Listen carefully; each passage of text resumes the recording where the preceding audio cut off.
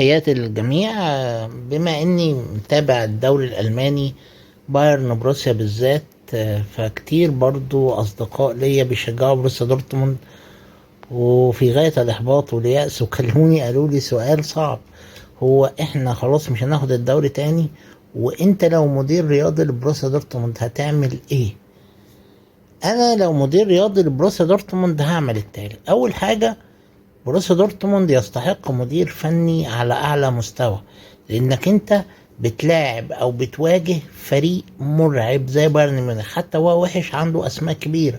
يعني بايرن ميونخ اللي احنا مش حابينه او مش حاسين ان هو قوي، في اوبي ميكانو، في دي ليخت، في نوير، في زومر، في بافارد، في كانسيلو، كان في مازراوي، في كيميتش، في جروتزيكا، في سابيتزر المفروض يرجع تاني من يونايتد، في موسيالا، في جنابري، في مولر، في كومان، في تشوبو موتينج، وفي ليوريساني، وهيجيب صفقات كبيرة السنة الجاية. ده المفترض ان انت بتواجه فرقة المفروض ان هي في اسوأ فتراتها، كم هائل من النجوم غير طبيعي. طيب السؤال الان: ازاي بروسيا دورتموند يقدر ينافس بايرن ميونخ؟ السنة دي انت نافستهم وضيعت الدوري بسبب اخطاء من المدرب، وبسبب ان في مشاكل عندك في الفريق في بعض الاماكن. طيب انا في رايي ان بروسيا دورتموند محتاج مدير فني قوي، مدير فني تقيل، مدير فني عنده طموح، مدير فني عنده رغبه، ومدير فني كبير يقدر يتعامل مع بايرن ميونخ. انت ممكن تتعاقد مثلا مع مدير فني زي ناجلزمان، ممكن تتعاقد مع مدير فني زي ديزيربي. يعني ممكن تعرض على ديزيربي مبلغ ضخم ومشروع فلكي مقنع، ودورتموند مشروع مغري جدا للايبزيج، خصوصا ان هو فيه فلوس وفيه صرف. فخيار مهم انك انت تفكر فيه. فانا اعتقد ان ديزيربي او ناجلزمان واحد منهم هيبقى مناسب جدا لبايرن ميونخ. تشابي الونزو، ممكن تختار تشابي الونزو وتديله برضه صلاحيات كبيرة ان هو يصلح الموسم. طيب بروسيا دورتموند ازاي يقدر يرجع؟ انت محتاج تجيب 3-4 صفقات قوية في اماكن معينة تصنع بيها الفارق. اول حاجة، مع رحيل جريرو فانت محتاج باك شمال قوي، محتاج باك يكون مميز. انا رأيي ان هو سبينازولا، كده كده عنده مشاكل مع روما، احتمال يمشي.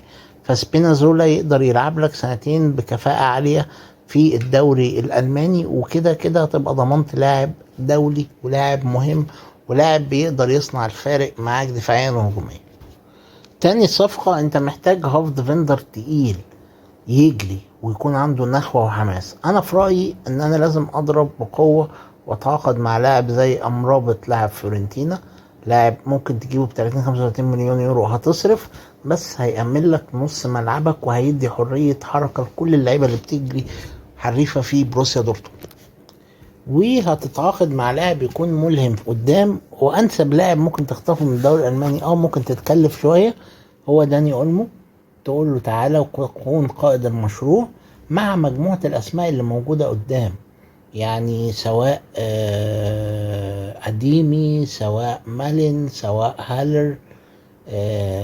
كل دي أسماء مميزة جدا، بس أنت محتاج لاعب يكون حريف زي داني أولمو، يكون بيجري زي أمرابط.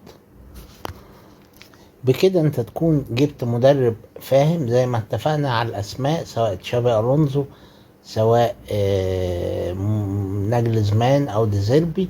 تبقى انت امنت نفسك بباك مميز زي سبينازولا، لاعب وسط ملعب بيدافع زي امرابط، ولاعب وسط ملعب بيهاجم زي داني اولمو.